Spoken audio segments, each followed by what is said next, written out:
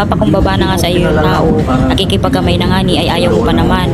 Lalo na siguro kung si Miriam Defensor Santiago ang sumigaw sa iyo, ay baka umiyak ka na.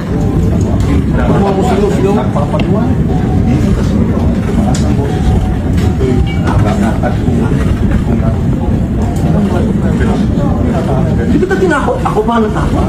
Ako natakot sa iyo. Ikaw nga naninigaw. Ikaw ang naninigaw, ako nanakot. Hindi ako sumisigaw. Tumakas ang boses. Humihingi ko lang po. Kita mo, iba dinig sa'yo ng sigaw at tumaas ang boses.